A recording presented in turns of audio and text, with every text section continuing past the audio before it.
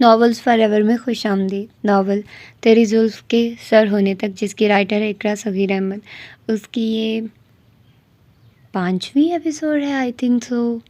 ہاں 5ویں ایپیسوڈ ہے. تو آئیے جلدی سے سٹارٹ کرتے ہیں اس 5ویں ایپیسوڈ کو بغیر کسی دیر کے. جو کام کسی بوجھ کی مانند کمر پر لاد دیا جائے، وہ کام انسان کو ذمہ دار نہیں بلکہ گدھا ہونے کا احساس دلاتا ہے، اور وہ پچھلے 1 ماہ سے تقریباً گدھا ہی خود کو محسوس کر رہا تھا، جس پر خواہ ہسپتال کی ذمہ داری لدی ہوئی تھی. وہ گھر میں بڑے خوشگوار موڈ میں آیا تھا. ماما کامن روم میں ہی مل گئی تھی، ساتھ سامیہ بیٹھی تھی. پرتکلف چائے کا دور چل رہا تھا، وہ بھی ان کے ساتھ شریک ہو گیا. پورے ہاؤس میں سناٹا پھیلا ہوا ہے. ہمراہ بھابھی اور یوسف بھائی ہوتے ہیں تو گھر میں چہل پہل رہتی ہے. اب تو لگ رہا ہے کوئی گھر میں ہے ہی نہیں. ہمراہ کی سوشل ایکٹیویٹیز بہت ہے اور یوسف سے بھی ملنے کے لیے کوئی نہ کوئی مہمان آتے رہتے ہیں. اس طرح گہما گہمی کا سما رہتا ہے. کب تک آئیں گے پاپا؟ آپ کی بات ہوئی؟ نوفل نے براؤنیز کھاتے ہوئے گفتگو میں حصہ لیا. ویکنڈ پر آنے کا ارادہ ہے. آپ کی بات نہیں ہو رہی ہے ان سے؟ جی، ان دنوں مصروفیت رہی ہے، کچھ بہت کم بات ہو سکی.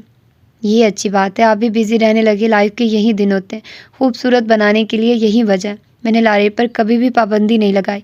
میرے خیال میں پابندیاں بغاوت پیدا کرتی ہیں اور انسان کو چھپ کر وہ کام کرنے پر مائل کرتی ہیں. سامیہ چائے پیتے ہوئے کہہ رہی تھی. جتنی آزادی تم نے لاریب کو دے رکھی ہے، اتنی آزادی اس عمر میں دینا مناسب نہیں. زرکا سنجیدگی سے گویا ہوئی.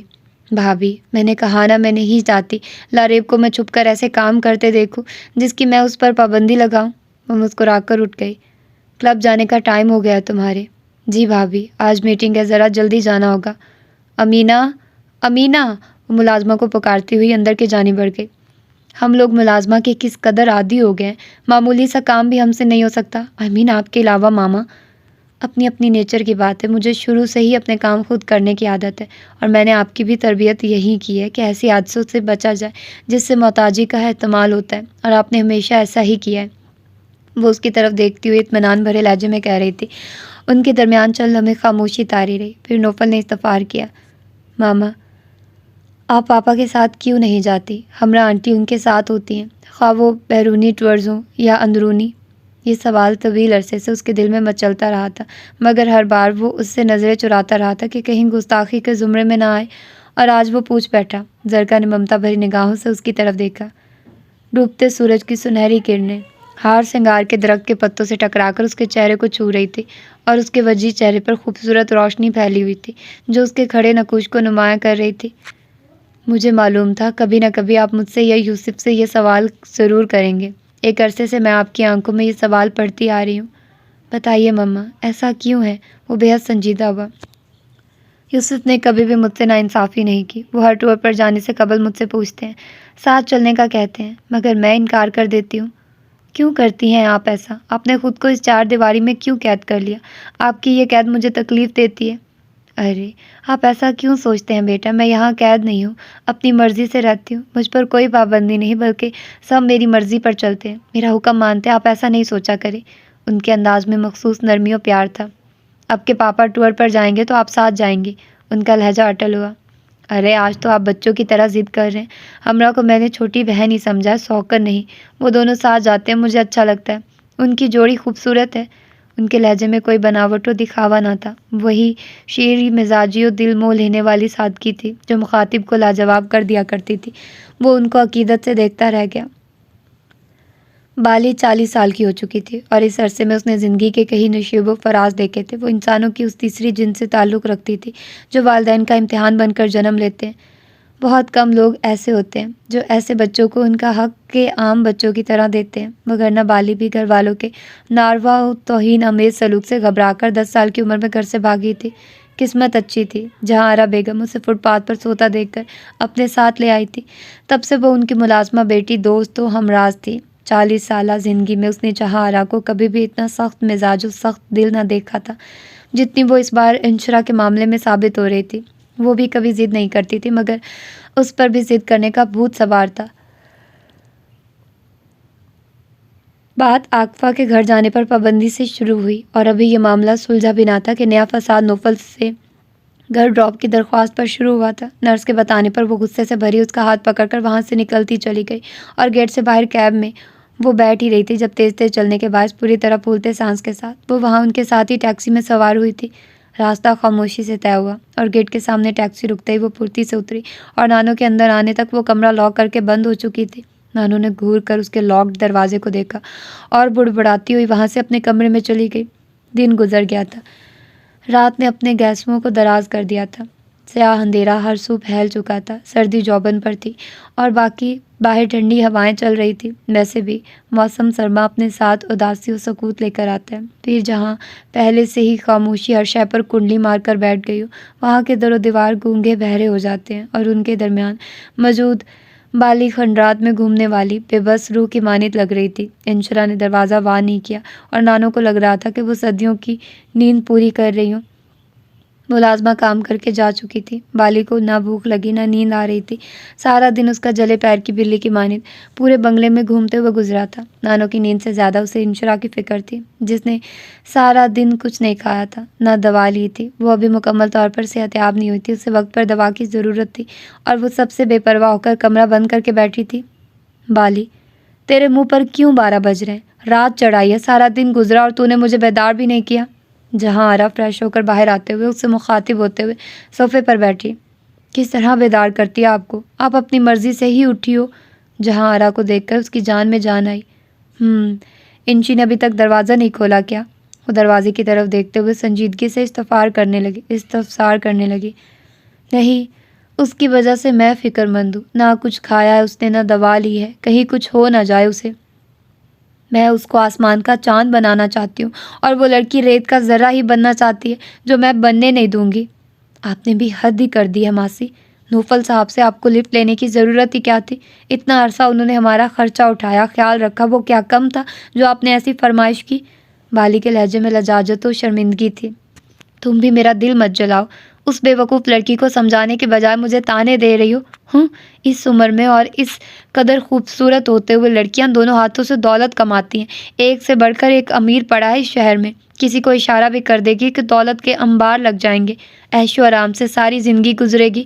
وہ انشرا کے کمرے کے دروازے کو گھورتی ہوئی غصے سے کہہ رہی تھی، ماسی یہ خیالی پلاؤ پکانا چھوڑ دو، وہ نویرا کی بیٹی ہے، ضد و ہٹ دھرمی میں اس سے بھی 10 قدم آگے ہے، وہ کسی صورت تمہاری خواہش پر چلنے والی نہیں۔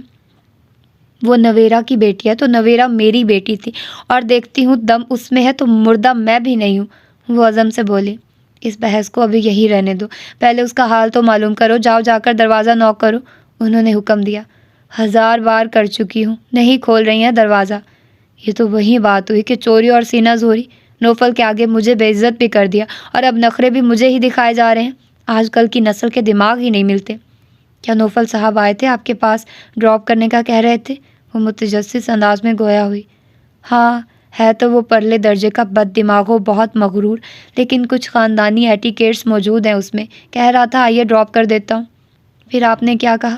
سوال پر وہ اسے گھورتے ہوئے کہنے لگی، بہت مزہ آ رہا ہے تجھ کو میری سبکی پر، سدھر جاؤ وگرنہ پنکھے میں چٹیا باندھ کر درے لگاؤں گی تیرے، چل جا کر ڈپلیکیٹ کی لے کر آ میرے کمرے سے۔ پاگل آنکھوں والی لڑکی، اتنے مہنگے خواب نہ دیکھو، تھک جاؤ گی، کان سے نازک خواب تمہارے ٹوٹ گئے تو پچھتاؤ گی۔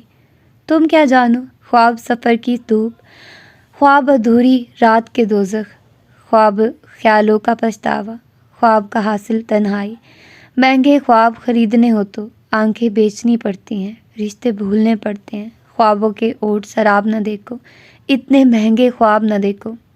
میری بچی، میری چندا، کل سے رو رو کر اپنا حال برا کر لیا تم نے، طبیعت پہلے ہی بہتر نہیں اور اوپر سے تم نے روک کر خود کو ہلکان کیا ہوا ہے۔ ماہدہ نے کم عقلی کے باعث وہ تمام گفتگو حرف بہ حرف سودا کو بتا دی تھی جو عمرانہ نے اس کے اور زید کے متعلق کی تھی، جنہیں سن کر اس کا برا حال ہو گیا تھا، مارے شرم و حیا کہ وہ کسی سے بھی نگاہیں ملا نہ پا رہی تھی، ہر کمزور و بے بس انسان کی طرح اس کا آنسوؤں پر بس چل رہا تھا۔ تمہیں دیکھ دیکھ کر صوفیہ بیٹی اور زمرد بہو نے بھی کچھ نہیں کھایا، تم تھوڑا بہت کھا لوگی تو وہ بھی کچھ کھا لیں گی۔ بنارسی بوا اس کے قریب بیٹھتی ہاتھ تھامے محبت سے کہہ رہی تھی، بوا مجھے زہر کھلا دے، میرا گلا دبا کر مار دے، مجھے زندہ نہیں رہنا، میں مرنا چاہتی ہوں۔ نانا میری بچی ایسے نہیں بولتے، اللہ تمہاری عمر دراز کرے۔ وہ بری طرح روتی ہوئی سودا کو لپٹاتے ہوئے خود بھی آپ دیدہ ہو گئی تھی۔ ماں زمرد وہاں آئی اور اسے سینے سے لگا لیا۔ ممانی، ممانی، شدت و گریہ سے وہ بول نہ پائی۔ سودا جو ہونا تھا وہ ہو گیا، سب بھول جاؤ میری جان۔ کل سے خود کو ہلکان کیا ہوا، فیور کم نہیں ہو رہا، سوچ کر اور رو کر حشر خراب کر لیا۔ یہ سب مائدہ کی کم عقلی کی وجہ سے ہوا ہے، نہ وہ تمہیں بتاتی نہ۔ آپ مائدہ کو کچھ مت کہیے، عمرانہ ممانی کی آواز تو در و دیوار کو چیر کر باہر آ جاتی ہے۔ آپ سب جانتی ہیں، مجھے بتائیے میں کس طرح گھر میں کسی کا سامنا کروں گی، کیا بتاؤں گی، کس طرح بے گناہ ہونے کا ثبوت دوں گی؟ اس کی بیچارگی سے رونے پر بوا بھی خوب رونے لگی۔ دل تو زمرد کا بھی بھر آیا تھا، وہ اس کے جذبات کو پوری طرح سمجھ رہی تھی اور خوب جانتی تھی کہ وہ کس قدر با حیا و سادہ مزاج لڑکی ہے۔ تمہیں کسی سے گھبرانے کی ضرورت نہیں، نہ ہی کسی سے سامنا کرنے سے ہچکچانا۔ یہ سب وہ لوگ کرتے ہیں جو کسی برائی و گناہ کے مرتکب ہوتے ہیں۔ وہ اپنے آنسو اندر ہی اندر ضبط کرتی اس کو سمجھانے لگی۔ بوا، آپ بھی سودا کو سمجھانے کی بجائے رونے بیٹھ گئی۔ بہو بیگم، کیا بتاؤں، بڑا ظلم کیا ہے عمرانہ بہو نے۔ دشمنوں کی طرح گولہ باری کر کے مڑ کر بھی نہ دیکھا کہ کون گھائل ہوا اور کون مرا، اور ستم بلائے ستم یہ کہ مظلومیت کا ڈھنڈورا بھی اپنے لیے ہی پیٹا جاتا ہے۔ وہ دوپٹے سے آنسو صاف کرتے ہوئے شکوہ کر رہی تھی۔ سودا لڑکی ہے، رو دھو کر اپنے دل کا غبار نکال لے گی، ہماری محبت تسلیاں و دلاسے اس کے دل کو ہلکا کر دیں گی، مگر زید کا کیا ہوگا؟ چھری تو ان پر بھی چلی ہے، سودا کے چہرے پر ہی نہیں، کالک انہوں نے زید بیٹے کے چہرے پر بھی ملی ہے۔ نہ وہ رو کر دل کا بوجھ ہلکا کر سکتے ہیں، نہ کسی سے کہہ کر دل بہلا سکتے ہیں۔ پھر زید میاں تو کسی سے بھی ایسا کچھ کہنے والے نہیں ہیں۔ مجھے ان کی بھی فکر ہے، کس طرح اندر ہی اندر گھٹ رہے ہیں۔ عمرانہ بہو نے بیٹے کی عزت کا بھی خیال نہ کیا، کس طرح وہ ان کے ایک حکم پر چلتے ہیں، دن کو رات کہہ دے تو رات کہتے ہیں۔ ٹھیک کہہ رہی ہیں بوا، آپ ان 2 دنوں میں زید بالکل ہی خاموش و گمسم ہو کر رہ گیا۔ میں نے اور منور نے بہت سمجھایا کہ عمرانہ کی کہی ہوئی باتوں کو دل سے نکال دو۔ اس نے غصے میں جو بھی کہا، لیکن اپنوں کے لگائے زخم اتنی جلدی کہاں منمل ہوتے ہیں۔ وہ سودا کے بالوں میں انگلیاں پھیرتے ہوئے تعصب سے کہہ رہی تھی، عورت کی طرح عزت مرد کی بھی ہوتی ہے، غیرت مند لوگ ہی ان باتوں کو محسوس کرتے ہیں۔ پھر زید میاں تو اس معاملے میں کچھ زیادہ ہی جذباتی ثابت ہوئے ہیں۔ اس رات یہی الزام مدثر میاں نے ان پر لگایا تھا کہ وہ رات دیر سے کسی غلط جگہ سے آ رہے ہیں۔ ان کی بات پر سر جھکائے بیٹھی سودا کو بھی وہ بے رحم رات یاد آ گئی تھی۔ ان کے الزام پر لاؤنج میں طوفان برپا ہو گیا تھا، وہ جو دوست کی حادثاتی موت پر قبرستان سے گھر آیا تھا۔ دل پہلے ہی رنج و درد سے بھرا ہوا تھا، مستضاد باپ کی بدگمانی اور بہتان تراشی اسے حواسوں سے بیگانہ کر گئی تھی، اور وہ غصے میں سب بولتا چلا گیا تھا جو گمان بھی نہ تھا۔ غصہ عقل کو کھا جاتا ہے، زبان سے نکلے لفظ پنجرے سے بھاگے پرندوں کی مانند ہوتے ہیں جو کبھی گرفت میں نہیں آتے ہیں۔ زید نے حواس باختگی میں باپ سے گستاخی تو کی تھی، مگر پھر وہ کبھی بھی ان کی طرف نگاہ نہ اٹھا سکا تھا۔ چلو اٹھو بیٹی، بھولنے کی کوشش کرو جو ہوا۔ وہ اٹھتے ہوئے اس کا ہاتھ پکڑ کر اٹھاتے ہوئے شفقت بھرے انداز میں گویا ہوئی۔ تم خود کو سنبھالو گی بیٹا، تو ہی صوفیہ بھی خود کو سنبھالے گی۔ وہ بھی خود کو مجرم سمجھ رہی ہے کہ وہ تمہیں گھر چھوڑ کر گئی ہی کیوں۔ اب کیا کہیں، عمرانہ بہو کی زبان جب بھی چلی ہے کوہرام ہی برپا ہوا ہے۔ یہ کوئی نئی بات نہیں، اور افسوس کی بات تو یہ ہے گھر میں آگ لگا کر خود اپنی بہن کے گھر چلی گئی۔ بوا بھی ان کے ہمراہ کمرے سے باہر جاتے ہوئے بڑبڑائی۔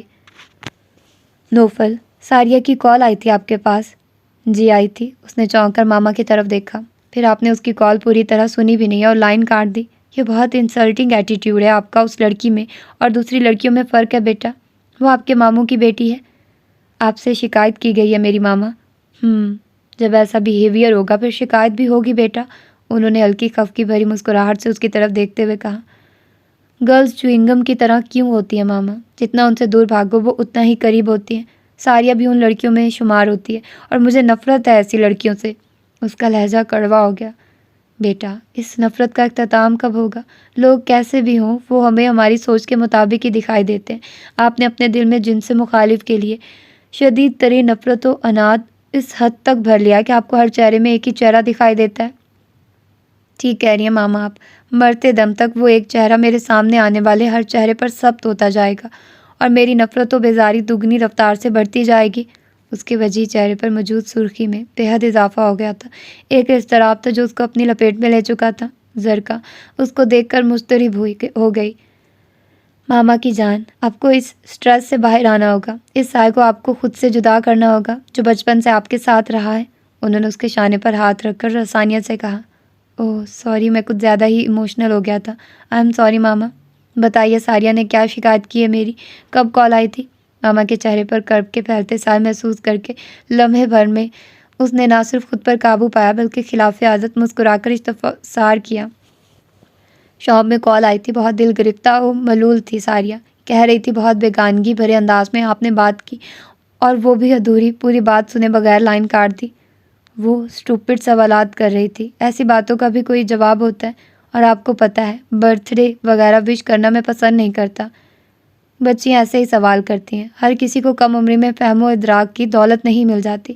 سچی خوشی دوسروں کو خوشیاں فراہم کر کے حاصل ہوتی ہے۔ یہ میری زندگی کا تجربہ ہے بیٹا۔ جی ہاں، لوگوں کو خوشیاں بانٹتے بانٹتے آپ بھول ہی گئی ہیں کہ آپ کی اصل خوشی کیا ہے۔ وہ کون سی خوشی ہے جو آپ کو خوش کرتی ہے؟ اس کے لہجے میں طنز کے بجائے تعصف و دکھ تھا۔ بالکل غلط تجزیہ ہے آپ کا۔ میری خوشی، میرا سکھ صرف آپ کی خوشی و سکھ سے مشروط ہے۔ جب آپ کو خوشی و سکھ ہی دیکھتی ہوں، میرے دل میں از خود ہی طمانینت و مسرت سرایت کر جاتی ہے اور مجھے سب کچھ اچھا لگنے لگتا ہے۔ میں جی اٹھتی ہوں۔ ممتا سے مغلوب ہو کر ان کی آواز بھر آ گئی۔ سو سویٹ ماما، آپ ہیں تو میں ہوں، وگرنہ زندگی کہاں تھی؟ وہ ان کا ہاتھ چوم کر گویا ہوا۔ جب سے رضوانہ دبئی سے دونوں بیٹیوں کو لے کر کراچی شفٹ ہوئی تھی، تب سے عمرانہ کو ایک مضبوط سہارا مل گیا تھا۔ وہ گاہے بگاہے یہاں آ جاتی تھی۔ دونوں بھانجی اور بہن ان کی ہم مزاج تھی۔ آج جو وہ دھماکہ خیز خبر لائی تھی، اس نے ان کو بھی آنکھیں پھاڑنے پر مجبور کر دیا تھا۔ عروہ رونے لگی۔ ویسے تو زید بہت ہی شریف و نیک بنتے ہیں کہ نظر بھر کر بھی دیکھنا پسند نہیں کرتے، اور کہاں یہ عالم کے گھر میں اس 2 کوڑی کی لڑکی کے ساتھ رات گزارا کرتے ہیں۔ عروہ زید کو اپنی ملکیت سمجھنے لگی تھی، حالانکہ وہ اس کی سوچوں کی دسترس سے بھی دور تھی۔ زید کے ساتھ سودا کے نام نے اس کے اندر حسد کی آگ بھر دی تھی۔ زید سے کیوں بدظن ہوتی ہو عروہ؟ جب لڑکی بد چلنی پر اتر آئے تو بڑے بڑے پارسا مردوں کے قدم بہک جاتے ہیں۔ پھر زید ابھی کم عمر ہے، اس بچے کو جال ڈال کر پھنسایا گیا ہے۔ رضوانہ نے روتی ہوئی بیٹی کو تسلی دی۔ لیکن مجھ میں کیا کمی ہے مما؟ میں خوبصورت نہیں، کسی سے کم ہوں کیا؟ وہ سودا ڈائن زید کو بھاگ گئی۔ اس نے میرا حق چھین لیا، میرے خواب نوچ لیے۔ ارے عروہ، ایسا کچھ نہیں ہوا جس طرح آپ سوچ رہی ہو۔ عمرانہ نے اٹھ کر سخت مشتعل ہوتی عروہ کو لپٹاتے ہوئے کہا۔ لو جی، ابھی آپ نے یہی کہا ہے اور اب مجھے بہلانے کے لیے جھوٹ بول رہی ہیں۔ بچہ سمجھا ہوا ہے مجھے، لیکن میں سب جانتی ہوں۔ وہ ایک جھٹکے سے خود کو چھڑاتی ہوئی چیخ کر گویا ہوئی۔ آپ نے پوری بات سنی نہیں ہے، پہلے میری بات سن لو۔ عمرانہ، ابھی بھی کچھ سننے سنانے کو باقی ہے۔ زید کو میں شروع سے عروہ کے ساتھ دیکھنے کے خواب دیکھتی آئی ہوں، اور اب رضوانہ کے لہجے میں بھی تنفر و غصہ ابھر آیا تھا۔ آپ ہی، وہ سب میرا کھیل تھا، میں جانتی ہوں۔ وہ لڑکی کتنی بھی کوشش کر لے مگر زید کی پرچھائی بھی نہیں پا سکے گی۔ زید میرا بیٹا ہے، میری نگاہوں سے سب کو دیکھنے والا، میرے ذہن سے سب کو پرکھنے والا۔ وہ فخری انداز میں گردن اکڑا کر گویا ہوئی تھی۔ رضوانہ اور عروہ نے پہلے حیرانی سے ایک دوسرے کی طرف دیکھا، پھر عروہ اس کے قریب آ کر بولی، کیسا کھیل؟ ابھی آپ کہہ رہی تھی انہوں نے تنہا رات گزاری، اور اب کہہ رہی ہیں وہ سب جھوٹ تھا۔ عروہ کے انداز میں بے یقینی تھی۔ یہ بات سچ ہے، وہ دونوں رات گھر میں تھے۔ باقی سب لوگ مدثر کی خالہ کے گھر ان کی عیادت کو گئے ہوئے تھے۔ موسم کی خرابی کے باعث ان سب کو وہاں رکنا پڑا تھا۔ رات زید لاؤنج میں سویا تھا اور وہ لڑکی اپنے روم میں تھی۔ اپنے گھر میں وہ واویلا مچا کر آ گئی تھی۔ جوش و جذبات میں وہ باتیں بھی وہاں ببانگ دہل کہہ آئی تھی، جو کسی طور مناسب نہیں تھی۔ اب یہاں بہنوں بھانجی کے بگڑتے تیوروں نے ان کو احساس دلایا کہ وہ اپنے بیٹے کے لیے بھی رسوائی کا سامان کر رہی ہیں۔ یہ سوچ کر مفاہمت پر اتر آئی تھی۔ وہ لڑکی روم میں تھی تو زید کو لاؤنج میں سونے کی کیا ضرورت تھی؟ مما کی بات درست ہے، اور ان کے درمیان کچھ نہیں تھا، یہ آپ کس طرح سے کہہ سکتی ہیں؟ عروہ طنزیہ لہجے میں گویا ہوئی۔ زید کے کردار و نیت کی میں قسم کھا کر کہتی ہوں، زید ان لوگوں میں سے نہیں ہے جو کسی لڑکی کی خاطر اپنا دین و ایمان خراب کر لیتے ہیں۔ زید کا کردار کلیوں کی طرح شفاف و چاند کی طرح روشن ہے۔ پھر آپ کی کچھ لمحوں قبل کی گئی باتوں کا مقصد کیا تھا؟ عروہ، میرا مقصد ان لوگوں کو پریشرائز کرنا تھا تاکہ آئندہ کبھی ایسا کرنے کا خواب میں بھی نہ دیکھیں۔ میرا زید باحمیت و عزت دار بچہ ہے۔ ان کا موڈ آف ہو گیا تھا۔ وہ پرس اٹھا کر اٹھ کھڑی ہوئی تھی۔ اب تم کہاں جا رہی ہو؟ رضوانہ اس کے قریب آئی۔ اپنے گھر جا رہی ہوں۔ اور کہاں جاؤں گی؟ اس کا موڈ بری طرح آف تھا۔ ابھی آئی ہو اور ابھی جا رہی ہو، کیوں؟ رضوانہ مسکرا کر عمرانہ کا ہاتھ پکڑ کر ملتجی انداز میں گویا ہوئی، ساتھ ہی عروہ کو بھی اشارہ کیا کہ عمرانہ روٹ کر جا رہی ہے، اس کو روکے۔ یہ آپ مجھ سے پوچھ رہی ہیں کیا ہوا؟ وہ ہاتھ چھڑا کر غصے سے بولی۔ میں نے آپ کو اپنا سمجھ کر سب کچھ بتایا اور آپ نے زید کو ہی برا سمجھ لیا۔ یہ آپ نے اپنے ہونے کا ثبوت دیا ہے۔ ایسے ہوتے ہیں اپنے۔ او مائی گاڈ، او مائی سویٹ آنٹ، آپ نے زید کو برا تو نہیں کہا اور کہہ بھی نہیں سکتی۔ آپ جانتی ہیں میں زید کو کتنا پسند کرتی ہوں، عروہ کہتی ہوئی اس سے لپٹ گئی۔ ٹھیک کہہ رہی ہو عروا، ہم سب زید کو بےحد پسند کرتے ہیں۔ تم نے جو کہا وہ سن کر شوق تو لگنا تھا، بات ہی ایسی تھی کہ میں سمجھ رہی تھی عروا کا پتہ کٹ گیا، اس کی جگہ وہ لڑکی سدھا لے چکی ہے۔ عروا کی جگہ سدھا کبھی نہیں لے سکتی، خواہ مخواہ وہ کچھ بھی کرے۔ آئی ایم سوری آنٹی، آپ ہرٹ ہوئی، عروا اس کا گال چومتی بولی۔ ہرٹ ہونے والی بات تو ہے، چلو دفع کرو، جو ہوا سو ہوا، مگر اب زید کی کڑی حفاظت کرنا ہوگی۔ صوفیہ نے شروع سے تمہیں اذیت پہنچائی ہے اور اب تو وہ ایسی حرکتوں سے اپنا ہدف حاصل کرنا چاہے گی۔ رضوانہ اس کا ہاتھ پکڑ کر اپنے قریب بٹھاتے ہوئے کہہ رہی تھی، اب ایسا ممکن نہیں، آپ بھی مدثر کی طرح زید کو وہ مجھ سے دور نہیں کر سکتی۔ مور ناچتے ہوئے بھی روتا ہے اور ہنس مرتے ہوئے بھی گاتا ہے، یہ زندگی کی حقیقت ہے۔ دکھ والی رات نیند نہیں آتی اور خوشی والی رات کون سوتا ہے؟ آگاہی کا ایک لمحہ بدمستی کی ساری زیز سے بہتر ہے۔ انشرا کیا ہو گیا ہے؟ تمہیں بالکل چپ رہنے لگی ہو۔ وہ پیریڈ اٹینڈ کرنے کے بعد لان میں بیٹھی تھی۔ ماں عاقفہ نے استفسار کیا۔ کچھ بھی نہیں، میں ٹھیک ہوں، وہ دھیمے سے مسکرائی۔ خاک ٹھیک ہو؟ ایسا لگتا ہے جیسے بولنا ہی بھول گئی ہو۔ کیا اس حادثے کا تم پر گہرا اثر ہوا ہے؟ ڈر گئی ہو تم، جو بالکل ہی چپ ہو گئی ہو؟ بول تو رہی ہوں، تمہیں کیوں فیل ہو رہا ہے چپ ہو گئی ہوں؟ بابا تمہیں بہت یاد کر رہے ہیں، اسپتال بھی تمہاری نانوں کی وجہ سے ملنے نہیں آئے، مما پھر بھی کئی بار تمہیں دیکھنے آئی تھی، پاپا گھر پر دعا کرتے رہے تھے۔ ہاں انکل آنٹی بہت گریٹ ہیں، میں ان سے ملنا چاہتی ہوں۔ انکل کو دیکھ کر فیل ہوا میں کتنی بد نصیب ہوں جو باپ کی شفقت سے محروم ہوں، اور آنٹی کی محبت نے احساس دلایا کہ ماں کیسی ہوتی ہے۔ اس کے لہجے میں ایک عجیب سی کیفیت تھی، روئی روئی کھوئی کھوئی۔ وہ پہلی والی انشرا نہیں رہی تھی، بہت بدلی ہوئی، اداس و رنجیدہ ہو گئی تھی۔ اس جیسی شوخ و چنچل لڑکی کا اس طرح چپ ہو جانا فکر انگیز تھا۔ یہ درست بات ہے، مما اور بابا تم کو میری طرح ہی چاہتے ہیں، لیکن نانوں کے غصے کی وجہ سے وہ تم سے نہیں مل رہے۔ عاقفہ نے اس کے ہاتھ پہ ہاتھ رکھ کر تسلی دی۔ وہ سر جھٹک کر بولی، میں ان سے ملنے ضرور آؤں گی، نانی کی ہر بات ماننا ضروری نہیں۔ ایسا بھول کر بھی مت کرنا انشی، تمہاری نانی ایک ہنگامہ کھڑا کر دیں گی، اور بابا یہ کبھی پسند نہیں کریں گے کہ تم نانی کی اجازت کے بغیر ملنے آؤ۔ اچھا نہیں آؤں گی، اس نے گہرا سانس بھرا۔ تم برا مان رہی ہو میری بات کا انشی؟ برا کیوں مانوں گی؟ وہ چہرے پر آتی لٹ کان کے پیچھے کرتی ہوئی بولی، تم اس طرح ریاکٹ کیوں کر رہی ہو؟ کوئی نہ کوئی پرابلم ہے جو تم مجھ سے شیئر کرنا نہیں چاہتی، بتاؤ نا پلیز، کیا ہوا ہے؟ عاقفہ سخت مضطرب ہو گئی تھی، اس کی عجیب سی حالت اسے پریشان کر رہی تھی۔ کچھ نہیں ہوا، صرف میں مر گئی ہوں، خودداری قتل ہو گئی ہے، اور خودداری کا مر جانا بھی تو خود کو مر جانا ہوتا ہے۔ وہ رو پڑی۔ انشرا میری بہن، تم ان باتوں کو بھول جاؤ تو بہتر ہے۔ نانی نے نوفل بھائی سے جو چارجز وصول کیے ہیں تمہارے ہسپتال میں ایڈمٹ ہونے کے، وہ کوئی غلط طرز عمل نہیں تھا۔ تم کیوں گلٹی فیل کر رہی ہو؟ ان پر ایسے چارجز کا کیا فرق پڑتا ہے؟ لیکن میری سیلف رسپیکٹ کا مرڈر ہو گیا، جس شخص کا احسان میں نے اس وقت بھی نہیں لیا تھا جب کڈنیپ ہو رہی تھی، لیکن نانی نے اس کا احسان لے کر مجھے میری نگاہوں میں ہی گرا دیا۔ مجھے خود سے نفرت ہو گئی ہے، میں نے آئینہ دیکھنا چھوڑ دیا، مجھے خود سے وحشت ہونے لگی ہے۔ وہ بے ساختہ رونے لگی، اور عاقفہ حیرت سے سوچ رہی تھی اس جیسی پتھر دل لڑکی بھی کبھی رو سکتی ہے۔ وہ بے حد مضبوط و بہادر لڑکی تھی۔ اس طرح آتے بابر اور نوفل بھی ٹھٹک کر رک گئے تھے۔ اچھی آپا ایک بار پھر اپنا مطالبہ دہرانے آئی تھی، اس بار ان کے ساتھ ایک لوتی بیٹی چندہ بھی تھی۔ وہ ان دنوں میکے آئی ہوئی تھی، ماں کے ساتھ بھائی کے لیے دلہن دیکھنے کی ذمہ داری پیارے میاں نے ہی سونپی تھی، اور وہ سدھا کو دیکھ کر اس پر بری طرح فدا ہو گئی تھی اور اسے بھابھی بنانے کا تہیہ کر بیٹھی تھی۔ ممی کہاں ہاتھ مارا ہے آپ نے؟ قسم سے وہ تو چہرے سے ہی بھولی و معصوم لگ رہی ہے، آج کل کی چنڈال لڑکیوں کی تیزی اور تراری کو چھو کر بھی نہیں گزری۔ وہ لنچ سے فارغ ہو کر لاؤنج میں آ گئی تھی۔ تنہائی ملتے ہی وہ ماں کے کان میں سرگوشی کرنے لگی، جبھی تو میں نے اسے پیارے میاں کے لیے پسند کیا ہے کہ مارو بھی تو آواز نہ نکلے، پھر اچھے میاں کے لچھن سے تم بھی خوب واقف ہو، گرم مزاج لڑکی کا اس کے ساتھ گزارا بھی نہیں ہے۔ وہ دیدے مٹکا کر فخریہ لہجے میں بولی، میں کہتی ہوں آج خواہ دن ادھر کی ادھر ہو جائے، مگر آپ ہاں کرائے بغیر نہ اٹھنا، ایسی بھولیوں بے ذر لڑکیوں کا کال ہے، دنیا میں لوگ دیکھتے ہی قبضہ کرنا چاہتے ہیں، کہیں ایسا نہ ہو ہم شکل دیکھتے رہ جائیں اور سدھا کسی اور کی ہو جائے، پھر بھیا کے لیے ایسی لڑکی کہاں ملے گی؟ ارے آندھی لگی ہے، ایسی ہی کوئی لے جائے گا؟ 16.25 آنے سگی پھپھو ہو، سودا کی میرا حق بنتا ہے پہلے اس کو بہو بنانے کا۔ وہ گردن اکڑا کر ہاتھ لہرا کر گویا ہوئی۔ بالکل ٹھیک کہہ رہی ہیں مما آپ، اسی طرح دھن سے بات کرنا، اور فکر مت کرنا میں اپنی انگوٹھی اتار کر اس کی انگلی میں ڈال دوں گی۔ وہ انگلیوں میں پہنی انگوٹھیوں کی طرف اشارہ کر کے بولی۔ سمرد بیگم اور صوفیہ وہاں آ کر بیٹھی تو انہوں نے پھر اپنا مدعا بیان کیا۔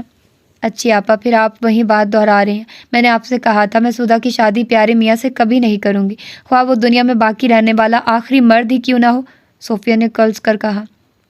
ایسی بھی کیا خرابی ہے میرے بھائی میں جو آپ ایسے کہہ رہی ہیں؟ چندا نے ان کے صاف انکار پر تلملا کر کہا۔ میں نے یہ نہیں کہا تمہارے بھائی میں کوئی خرابی ہے، پھر انکار کی کوئی وجہ بھی ہوگی نہ تمہارے پاس، وہ بتاؤ۔ سدھا میری بیٹی اور اس کے باپ کے انتقال کے بعد میرا حق بنتا ہے اس کے مستقبل کا فیصلہ کرنے کا، اور وہ میں کر رہی ہوں۔ وہ تمہاری بیٹی اور میرا خون ہے، اس پر میرا حق بھی اتنا ہی ہے جتنا تمہارا ہے۔ اس کے فیصلے کرنے کا حق صرف تمہیں ہی نہیں ہے، میرا بھی ہے۔ وہ ان کو گھورتے ہوئے سخت لہجے میں گویا ہوئی۔ بچوں کے مستقبل کا فیصلہ اس طرح ضد و بحث سے نہیں ہوتا۔ اس معاملے میں بڑوں کے علاوہ بچوں کی مرضی بھی بڑی اہمیت کی حامل ہے۔ پہلے بچوں سے ان کی رائے لو، پسند معلوم کرو، پھر اس کے مطابق فیصلہ کرنا چاہیے۔ ارے بھابھی، قسم سے میرا بیٹا تو اتنا سیدھا و فرما بردار ہے کہ کوئی حد نہیں۔ جس دن سے میں نے سدھا کو بہو بنانے کی خواہش ظاہر کی اس دن سے میرے بچے نے بن دیکھے سدھا کو اپنے دل کا مکین بنا لیا ہے۔ جی ہاں آنٹی، پیارے بھیا کی آرزو ہے چٹ منگنی پٹ بیاہ ہو جائے۔ بس میں تو سوچ رہی ہوں، بھیا نے سدھا بھابھی کو ابھی دیکھا نہیں ہے تو یہ حال ہے، جب وہ ان کی خوبصورتی اپنی آنکھوں سے دیکھیں گے پھر کیا ہوگا؟ چندا ہاتھ پر ہاتھ مارتے ہوئے چہک کر بولی۔ یہ ساری آوازیں اندر آتے ہوئے زہد کی سماعتیں بھی سن رہی تھی۔ وہ سیدھا کچن کی طرف بڑھ گیا جہاں بوا سدھا کے ساتھ کچن صاف کرا رہی تھی۔ بوا، وہ پکارتا ہوا اندر آ گیا تھا۔ نگاہیں سیدھی سدھا سے ٹکرائی تھی جو اپرن باندھے برتنوں کو کپڑے سے خشک کر رہی تھی۔ ڈھکا چھپا رہنے والا وجود دوپٹے سے بے نیاز تھا۔ لائٹ کلر کی لانگ شرٹ اور ٹراؤزر میں اس کا نازک سراپا نمایاں تھا۔ وہ جو لان سے آتی بلند آوازوں کو سن کر گمسم تھی۔ زید کی غیر متوقع آمد پر وہ لمحے بھر کو سٹپٹا کر رہ گئی تھی۔ اس دن عمرانہ کے ہنگامے کے بعد سے وہ غیر دانستہ طور پر بھی اس کے سامنے نہیں گئی تھی، اور یقیناً دوسری طرف سے بھی یہی گریز اپنایا گیا جو ایک بار پھر ٹکراؤ نہیں ہوا تھا۔ ارے اس وقت آئے ہو بیٹا، خیریت تو ہے نا؟ بوا کاؤنٹر سیٹ کر اس کے درمیان آئی تو سدھا ہوش میں آتے ہوئے سرت سے فریج کے اس طرف چلی گئی کہ اپنی بے پردگی کے گویا احساس سے اس پر گھڑوں پانی ڈال دیا گیا ہو۔ ہاتھ پاؤں شل ہونے لگے تھے۔ جی خیریت ہے، مما نے کال کی تھی اس لیے آیا ہوں اس ٹائم۔ اس کو ایک لمحہ لگا تھا آواز میں واپس آنے کے لیے کہ من کی دنیا بھی عجیب ہوتی ہے، جس راستے پر چلنا جرم ہوتا ہے دل اس پر ہی چلنے کی ضد کرتا ہے۔ لاؤنج میں کون آیا ہوا ہے؟ اس کے لہجے میں مخصوص بے نیازی در آئی تھی۔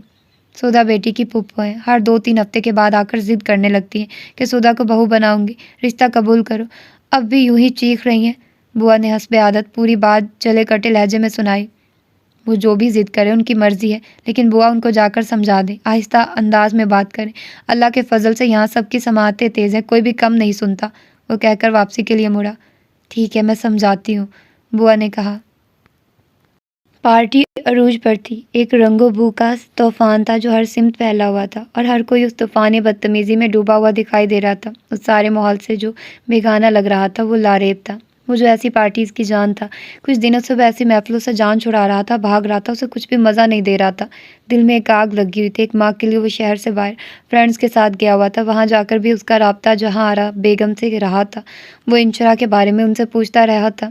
پھر پکنک کے دوران موبائل اس کی جیب سے نکل کر بلندی سے پانی میں گر گیا تھا۔ موبائل نیا خرید لیا تھا، لیکن وہ جہاں آرا کے نمبر سے محروم ہو گیا تھا، اور اس محرومی میں وہ بے سکون ہو کر رہ گیا تھا۔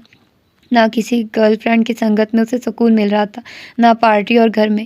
اب بھی کلب آ گیا تھا مگر اس کا دل نہیں لگ رہا تھا۔ کئی لڑکیاں اس کے پیچھے وہاں آئی تھی مگر خلاف عادت اس کی طرف سے نو لفٹ پا کر چلی گئی تھی۔ وہ لان میں رکھی کرسیوں میں سے ایک پر بیٹھ گیا۔ ارد گرد پودوں پر لائٹنگ کی گئی تھی جو لان کی تاریخی کو دلکش روپ دے رہی تھی۔ وہ ہاتھ میں پکڑے گلاس سے چھوٹے چھوٹے سپ لے رہا تھا۔ وہاں اس کا کلوز فرینڈ اشر وہاں اس کے قریب بیٹھتے زمانی لہجے میں گویا ہوا۔ کوئی کبوتری دانہ چگے بنا ہی اڑ گئی ہے کیا؟ او اشر، مائی لولی فرینڈ، تم کو کیسے معلوم میرے دل کی کیا حالت ہے؟ وہ اسے دیکھ کر سنجیدگی سے گویا ہوا۔ تمہارا چہرہ بتا رہا ہے تمہارے دل کی حالت۔ کیا ہوا ہے؟ ایک چڑیا ہاتھ آئی بھی نہیں اور پھر سے اڑ گئی۔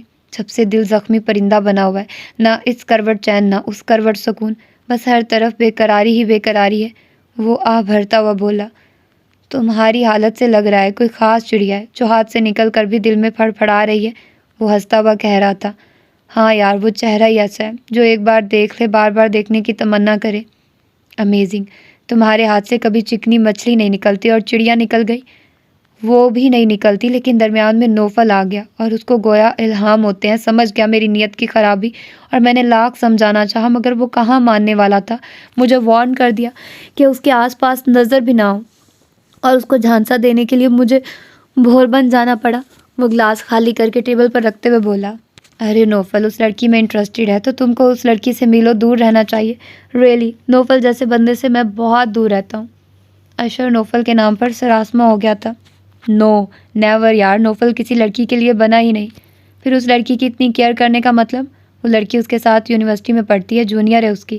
ہاں تو پھر کیا مسئلہ ہے، کسی دن بہانے سے یونیورسٹی پہنچ جاؤ۔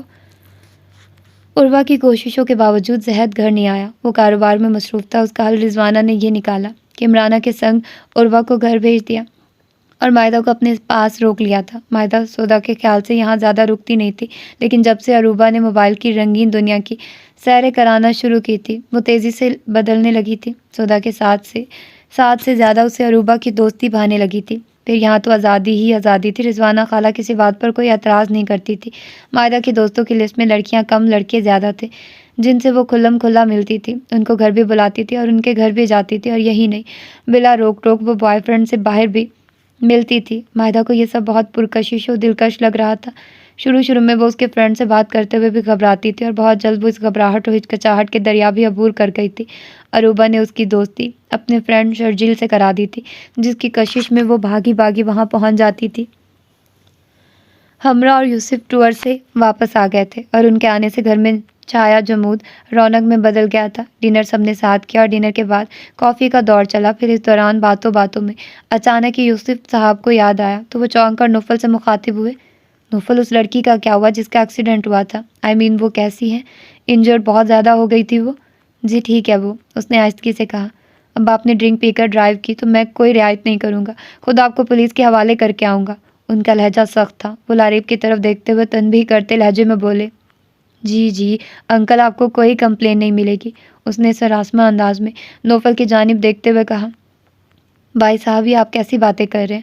ہم جس سوسائٹی میں موو کرتے ہیں یہاں پابندیاں کی زنجیریں پیروں میں نہیں ڈالی جاتی۔ سامیہ نے خشک لہجے میں تیوریوں پر بل ڈال کر کہا، یہ اس خاندان کا دستور نہیں ہے کہ مادر پدر آزاد ہو کر رہا جائے۔ لاریب کی تمام ایکٹیویٹیز کی خبر ملتی رہتی ہے، سب معلوم ہے مجھے۔ اگر میں خاموش ہوں تو اس کا یہ مقصد نہیں کہ میں بے خبر ہوں۔ اس میں اتنا آگ بگولا ہونے کی بات نہیں ہے بھائی صاحب، ابھی لاریب کم عمر ہے، کل کو جب باشعور ہو جائے گا پھر یہ بھی آپ کی طرح ہی باتیں کرے گا۔ ہر کام اپنی عمر کے حساب سے بھی اچھا لگتا ہے۔ اس ٹاپک کو یہیں کلوز کریں تو بہتر ہے، بلا وجہ بحث کرنے سے بدمزگی پیدا ہوتی ہے۔ ایک عرصے بعد ہم ساتھ بیٹھے ہیں۔ سامیہ کے لہجے سے نکلنے والے شراروں نے ہمراہ کے چہرے کو سرخی عطا کی، اور قبل اس کے ان میں آپس میں تلخی بڑھتی۔ زرکا نے درمیان میں بول کر بات رفع دفع کرنا چاہی۔ سامیہ، تمہیں بھائی صاحب کی بات خاموشی سے سننا چاہیے تھی۔ چلو ایکسکیوز کرو بھائی صاحب سے۔ اذہان کو بھی غصہ آ گیا۔ ارے نو، کسی معافی تلافی کی ضرورت نہیں، میں اظہار رائے کو پسند کرتا ہوں۔ سامیہ کی جذباتی کیفیت کو سمجھتا ہوں۔ ہر ماں کی سوچ اولاد کے مطابق ایسی ہی جارحانہ اور شدت پسند لیے ہوتی ہے۔ انہوں نے نرم لہجے میں سامیہ کی جانب دیکھتے ہوئے بات جاری رکھی، لیکن اولاد کو صرف اس کی منشا پر چھوڑنا عقل مندی نہیں، اس پر نگاہ بھی رکھنی چاہیے ہے۔ دریا پر بند باڑ آنے سے قبل باندھنا تباہی سے محفوظ رکھتا ہے۔ وہ کہہ کر اٹھ گئے تھے۔ نوفل نے بھی ان کے ساتھ باہر آ گیا تھا۔ ہاں بیٹا، کوئی پرابلم تو فیس نہیں کرنی پڑی تھی۔ یورپ جانے کے بعد بیزی اتنا رہا کہ ٹائم ہی نہیں مل پایا اس لڑکی کے بارے میں پوچھنے کا۔ ایزی طریقے سے معاملہ سالو ہو گیا تھا، کوئی گڑبڑ نہیں ہوئی، اس نے ان کے ساتھ چلتے ہوئے سنجیدگی سے کہا۔ گڈ۔ زرکا بتا رہی تھی تنویر بھائی خاصا اصرار کر رہے ہیں آپ کو اسلام آباد بلانے کے لیے، اور آپ راضی نہیں ہیں، وہاں آپ کو جانا چاہیے۔ وہ بے تکلفی سے اس کے شانے پر ہاتھ رکھ کے کہہ رہے تھے۔ میں نے دل کو بے حد سمجھانا چاہا، لیکن وہاں جانے کے لیے میرے اندر ایک انجانی کیفیت ابھر آتی ہے۔ ایسا لگتا ہے کوئی مجھے کانٹوں پر گھسیٹ رہا ہے، کسی خلا میں گرتا ہی چلا جاتا ہوں۔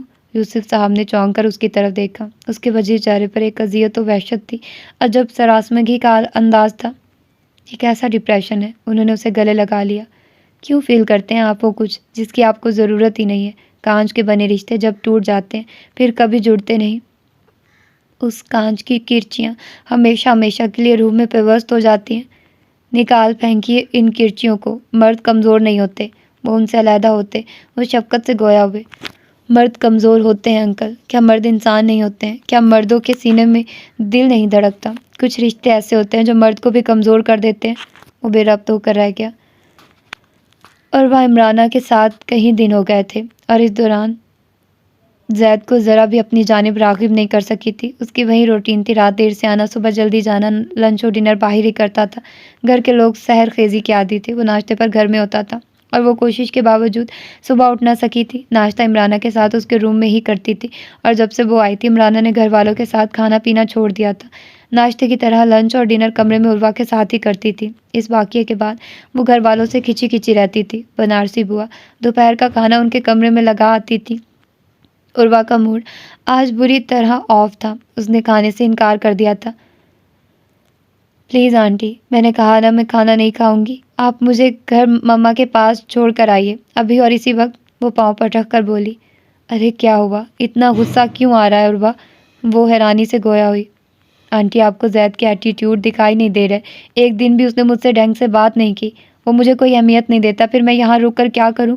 وہ شدید غصے میں تھی۔ اف، اتنا غصہ میری جان، زید کچھ عرصے سے بہت بزی ہے، پلیز آپ اس کی سائڈ مت لیں، اس نے مجھے ہرٹ کیا ہے۔ کوئی گھر آئے گیسٹ کے ساتھ اس طرح بے رخی سے پیش آتا ہے جس طرح وہ یہاں میرے پاس وہ آتے ہیں، آپ سے ہیلو ہائی کرتے ہیں، پھر میں آپ کو لے کر ڈیلی شاپنگ، پارک، ریسٹورنٹ کہیں نہ کہیں جاتی ہوں۔ اس کا ہاتھ پکڑ کر اپنے قریب بٹھاتے ہوئے کہا، مائنڈ اٹ، میں یہاں آپ کے ساتھ ان جگہوں پر جانے کے لیے نہیں آئی ہوں، اور نہ ہی یہ خواہش ہے کہ زید رشتے کو ہیلو ہائی تک محدود رکھے۔ رشتہ محض ہیلو ہائی تک محدود نہیں رہے گا، کاروباری برڈن سے نکلے گا تو خود ہی تمہاری طرف راغب ہو جائے گا، یہ میرا وعدہ ہے تم سے۔ چلو اب کھانا کھا لو پلیز۔ وہ مسکرا کر گویا ہوئی، اس شرط پر کہ آپ زید کو آج مجھے ڈنر پر لے جانے پر راضی کریں۔ روشن نے نامعلوم کس انداز سے جہاں آرا کو راضی کر لیا تھا کہ وہ انشرا کو عاقفہ اور اس فیملی سے ملنے سے نہیں روکیں گی۔ وہ راضی ہو گئی تھی۔ روشن کے سمجھانے پر ہی اس کے اور نانو کے درمیان تناؤ ختم ہوا تھا، لیکن بالی جانتی تھی جہاں آرا کوئی بھی کام گھاٹے کا نہیں کرتی تھی، وہ کچھ لو اور کچھ دو کے اصول پر چلتی تھی، اور اس کو اجازت دے کر وہ کیا بدلے میں مانگنے والی تھی یہ معلوم کرنا ناممکن تھا۔ نانی جان میں جا رہی ہوں، عاقفہ آ گئی ہے۔ انشرا بہت عجلت میں باہر آئی تھی، گرے اور نیوی بلو کنٹراسٹ فینسی ٹخنوں کو چھوتی فراق و چوڑی دار پاجامے، دوپٹے میں اس کے روپ نکھرا نکھرا تھا۔ لائٹ میک اپ اور نازک جولری، میچنگ جولری اس کے حسن کو دو آتشا کر رہی تھی۔ پشت پر پھیلے گولڈن براؤن بالوں نے اس کے حسن کو مکمل کر دیا تھا۔ اس کے چہرے پر ایک عرصے بعد اطمینان و خوشی پھیلی تھی، کیونکہ آج ہی وہ پلستر کے بوجھ و تکلیف سے آزاد ہوئی تھی۔ ہاتھ کو پہلے کی طرح حرکت کرتا دیکھ کر اس کی خوشی کا کوئی ٹھکانہ نہ تھا۔ چشمے بددور، انچی بہت کیوٹ لگ رہی ہو، اللہ نظر بد سے بچائے، آمین۔ بالی نے دونوں ہاتھوں سے بلائیں لیتے ہوئے محبت سے کہا، آج میں بہت خوش ہوں۔ بائے بھائی میرا ہاتھ موو کر رہا ہے، دونوں ہاتھ یوز کر سکتی ہوں، دیکھو دیکھو کوئی فرق نہیں۔ وہ دونوں ہاتھوں کو پرندوں کے سٹائل میں لہراتے ہوئے گویا ہوئی، میں تمہیں سمجھا رہی تھی نا کہ تم بالکل ٹھیک ہو جاؤ گی، اس لڑکے نوفل نے تمہارا علاج باہر کے ڈاکٹروں سے کرایا ہے۔ نانی نے بھی مسکراتے ہوئے کہا، نانو پلیز، آپ بار بار کیوں نوفل کا نام لے کر مجھے گلٹ کرتی ہیں؟ کیوں آپ مجھے یہ بھولنے نہیں دیتی کہ اس شخص کے زیر احسان ہوں، اس نے پیسہ خرچ کیا ہے مجھ پر۔ اچھا بابا معاف کر دو، اب کبھی نام نہیں لوں گی اس کا، تم جاؤ باہر، عاقفہ انتظار کر رہی ہے، دیر ہو رہی ہے تمہیں۔ جہاں آرا نے بدمزگی سے بچنے کے لیے مسکرا کر نرم لہجے میں کہا، اوہ لولی، بہت اچھی لگ رہی ہو۔ عاقفہ نے کار سٹارٹ کرتے ہوئے ستائشی انداز میں کہا، تم سے کم ہی لگ رہی ہوں۔ اس نے چند لمحوں قبل خراب ہونے والے موڈ کو مسکراہٹ میں بدلتے ہوئے کہا، میں تم سے پیاری کبھی لگ ہی نہیں سکتی، تم میرا دل نہ رکھو۔ عاقفہ کار ڈرائیو کرتی کہہ رہی تھی، اس کا لہجہ محبت سے لبریز تھا۔ واٹر گرین اور پیچ کلر کی لانگ شرٹ اور پاجامہ کا سوٹ تھا، لیکن آستینوں کو کپڑے سے کورڈ کیا گیا تھا جو پورے بازوؤں کو انگلیوں تک ڈھانپے ہوئے تھے۔ سر کے گرد اسکارف باندھا تھا جس سے سر کا ایک بال بھی دکھائی نہ دیتا تھا۔ چہرہ اور میک اپ قسم کے میک اپ سے عاری تھا اور اس سادگی میں باوقار سا حسن تھا۔ لگ رہی ہو نا اگلی گرل، وہ اس کے جائزے پر مسکرا کر کہنے لگی۔ انشرا کسی عجیب سے احساس کے تحت کچھ کہہ نہیں سکی۔ اس کی نگاہیں سلیوز کے باریک کپڑے سے دکھائی دیتے اور یا بازوؤں پر تھی جو جھلملاتے نیوی بلو سوٹ میں ایسے ہی چمک رہے تھے جیسے نیلے گگن پر ستارے جگمگا رہے ہوں۔ پھر نامعلوم کس احساس کے تحت اس نے سرمئی دوپٹے کو سینے پر اس انداز سے پھیلایا تھا کہ دونوں بازوؤں تک پھسلتا چلا گیا تھا اور بکھرے بالوں کو سمیٹ کر جوڑا بنایا تھا۔ بابر کا بھائی امریکہ سے شادی کر کے آیا تھا۔ بابر کے والد نے اس کے بھائی کے ولیمے کی تقریب رکھی تھی، اس کو بہت اصرار کر کے بلایا تھا۔ ہسپتال میں جس طرح سے بابر نے خیال رکھا تھا، اگر وہ احسان فراموش ہوتی تو ہرگز نہیں آتی، لیکن وہ ایسی نہ تھی۔ وہ عاقفہ کے ساتھ چلی آئی تھی۔ سردی بہت شدید تھی، لیکن ہال میں ہیٹر آن ہونے کی وجہ سے ماحول میں خوشگوار حدت پھیلی ہوئی تھی۔ بابر کی فیملی ملک کی اعلیٰ فیملیز میں شمار ہوتی تھی۔ مہمانوں کی کثیر تعداد وہاں موجود تھی۔ ملک و غیر ملکی لوگ موجود تھے۔ ان لوگوں کو وہاں بہت اچھے طریقے سے ویلکم کیا گیا تھا۔ یہ چیٹنگ ہے، میں نے آپ دونوں کی فیملیز کو بھی انوائٹ کیا تھا اور آپ لوگ تنہا آ گئے ہیں۔ ویٹر سے سافٹ ڈرنک کے گلاس لے کر ان کو سرو کرتا ہوا گویا ہوا تھا۔ انشرا خاموش رہی تھی، جبکہ عاقفہ نے کہا، انشرا کی نانوں نے معذرت کر لی ہے اور میرے مما بابا ایک پارٹی میں انوائٹ ہیں، اس لیے انہوں نے معذرت کی ہے۔ تھینک گاڈ آپ لوگ آ گئی ہیں، یہ بھی بہت خوشی کی بات ہے، وہ مخمور نگاہوں سے عاقفہ کی طرف دیکھتا ہوا کہہ رہا تھا۔ ماں نوفل ہاتھوں میں بوکے اور گفٹ تھامے اندر داخل ہوا۔ ایکسکیوز می، میں کچھ دیر بعد آتا ہوں۔ بابر نے بھی نوفل کو دیکھ لیا تھا، وہ ان سے معذرت کرتا چلا گیا۔ بابر کچھ زیادہ ہی تم پر لٹو نہیں ہونے لگا؟ اس کے جاتے وہ سنجیدگی سے عاقفہ سے گویا ہوئی۔ اس کا بیہیویئر سب کے ساتھ ایسا ہی فرینڈلی ہوتا ہے، تمہارے ساتھ کچھ اسپیشل ایٹیٹیوڈ ہے، لونگ اینڈ کیئرنگ۔ ارے یہ کیا کہہ رہی ہو، ایسا کچھ نہیں ہے، قسم لے لو، وہ سراسمہ ہو کر کہنے لگی تھی۔ انشرا مسکرا کر گویا ہوئی۔ قسم تم کیوں دے رہی ہو؟ قسم تو بابر کو دینا چاہیے۔ بکواس مت کرو، ہم اپنے گفٹس گاڑی میں ہی بھول آئے ہیں۔ او ریلی، یہ بہت بڑا بلنڈر ہو گیا ہے، نہ مجھے یاد رہا نہ تم کو، اور دیکھو اس نے کتنے فخر سے اپنا گفٹ اور بکے پیش کر دیے ہیں۔ اس کی نگاہیں عاقفہ کے ساتھ اسٹیج پر موجود دلہا دلہن کے ہمراہ بیٹھے نوفل اور بابر پر تھی۔ گفٹ دیتے وقت اس کے لبوں پر دھیمی پرخلوص مسکراہٹ تھی، جس نے اس کے وجیح چہرے کو روشن کر دیا تھا۔ وہاں موجود حسیناؤں کے جھرمٹ اس طرف جمع ہونے لگے تھے، ہر حسینہ ایک دوسرے پر سبقت لے جانے کی جستجو میں مگن تھی۔ گرلز اس قدر اسٹوپڈ کیوں ہوتی ہیں؟ خواہ ایک عام سے شخص کو اتنی اہمیت دیتی ہیں کہ وہ خود کو راجہ اندر سمجھنے لگا ہے۔ راجہ اندر، لا حول ولا قوت، کسی اچھے آدمی کی مثال تو دو جو اپنے ارد گرد عورتوں کا ہجوم دیکھنا پسند کرے۔ وہ کس طرح اچھا آدمی ہو سکتا ہے؟ وہ زہر خن لہجے میں گویا ہوئی۔ ڈونٹ مائنڈ یار، وہ ایسا نہیں چاہتے، یہ لڑکیاں ہی ہیں جو ان کی وجاہت و خوبصورتی پر مرتی ہیں، اب وہ کیا کرے؟ ارے واہ، بڑی حمایت لی جا رہی ہے، لگتا ہے میری غیر موجودگی میں خوب دوستی ہو گئی ہے اس شخص سے، وہ منہ بنا کر بولی۔ بہن بنایا انہوں نے مجھے، یہ بھی ایک چالاکی ہے، کسی کو بہن بنا کر اور کسی کو دیوانہ بنا کر اسیر بنائے رکھنا ہے، یہ ٹیلنٹ ہر کسی کے پاس نہیں ہوتا۔ توبہ ہے بھائی، تم کو بدگمانی کی حدوں سے بھی بہت دور نکل گئی ہو، کسی کے بھی بارے میں ایسی باتیں کرنا بہتان کہلاتا ہے، اور کسی پر بھی بہتان لگانا سخت ترین گناہ ہے، عاقفہ نے نرمی سے سمجھایا۔ ماں بابر نوفل کو لے کر وہاں آ گیا۔ بلیک سوٹ ہمیشہ کی طرح جچ رہا تھا، اس کے درمیان رسمی ہیلو ہائی ہوئی تھی۔ عاقفہ کے کہنے پر بابر کار سے گفٹس لینے گیا تھا، وہ وہیں بیٹھ گیا۔ کیسے ہیں آپ نوفل بھائی؟ عاقفہ نے مسکرا کر دریافت کیا۔ I am fine and you? اس کی غیر ارادہ نگاہ عاقفہ سے قبل انشرا پر پڑی تھی، جو اسے نظر انداز کیے گردن جھکائے لا تعلق بیٹھی تھی۔ الحمدللہ میں بھی بالکل ٹھیک ہوں، وہ انشرا کے رویے پر جز بز تھی۔ آپ نے اپنی فرینڈ کو کچھ ایٹیکیٹس نہیں سکھائے؟ وہ تن سے بولا۔ جی ایٹیکیٹس؟ عاقفہ حیرت و پریشانی سے گویا ہوئی۔ کالج سے آنے کے بعد صدا کے سر میں درد شروع ہوا تھا، اور جو وقت گزرنے کے ساتھ ساتھ بڑھتا چلا جا رہا تھا۔ سمرد اور منور صاحب صابرہ خالہ کے گھر گئے تھے، ایک کار وہ لے کر گئے تھے، دوسری زید کے پاس تھی، وہ گھر میں تھا۔ بوا کا اصرار تھا کہ زید کے ساتھ وہ ڈاکٹر کے کلینک چلے۔ بوا کیوں زید کی رٹ لگا رہی ہیں، جانتی ہے اچھی طرح سے زید کہاں ہمیں کلینک لے کر جائے گا، عمرانہ کب تک یہ برداشت کرے گی؟ ڈر سے بے چین ہوتی بیٹی کو دیکھ کر وہ اس وقت سخت پریشان تھی۔ میں خود جا کر عمرانہ بہو سے بات کرتی ہوں، ان کو اور زہد کو لے کر آتی ہوں، وہ خود جب سودا کی حالت دیکھیں گے تو انکار نہیں کریں گے۔ سودا کا سر دباتی بوا اٹھ کر سلیپر پہنتی ہوئی بولی۔ نہیں بوا، مجھے پتہ ہے وہ ہمیں مرتا ہوا بھی دیکھیں گے تو بھی قریب نہیں آئیں گے، میں آپ کو وہاں بھیک مانگنے جانے نہیں دوں گی، صوفیہ نے ان کا ہاتھ پکڑ کر روکتے ہوئے کہا۔ ارے پھر کیا بچی کو درد میں اسی طرح تڑپنے دو گی؟ درد کچھ زیادہ ہی ہو رہا ہے، وگرنہ میری بچی تو بڑی بڑی تکلیف جھیل جاتی ہے، بوا درد کی شدت سے رونے والی سودا کو دیکھ کر کہنے لگی۔ بوا آپ کو گھر پر ہی رکنا ہوگا، میں سودا کو ڈاکٹر کے پاس لے کر جا رہی ہوں، راستے سے ہی ٹیکسی لے لوں گی، صوفیہ جانے کے لیے اٹھ کھڑی ہوئی۔ ہاں تم جاؤ، میں گھر میں ہوں، عمرانہ کا کوئی بھروسہ نہیں، وہ کب سیر سپاٹے کو نکل جائیں، جب سے بھانجی آئی ہے وہ روز ہی باہر جا رہی ہیں، ایسے میں کوئی مہمان وغیرہ آ گئے تو پریشانی ہوگی آنے والوں کو، بوا نے سودا کو شال اڑاتے ہوئے جواب دیا۔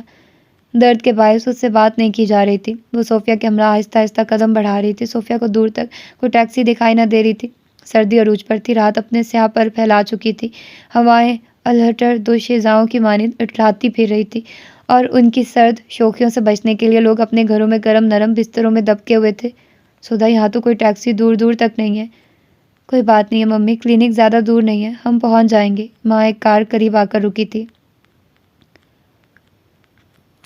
کاروبار عشق میں ایسے بھی سودے ہیں جہاں فائدوں کے گوشوارے اور خسارے ہیچ ہیں، ہے کہیں کوئی تعلق اور ہی انداز کا، جس کے آگے سب کے سب رشتے ہمارے ہیچ ہیں۔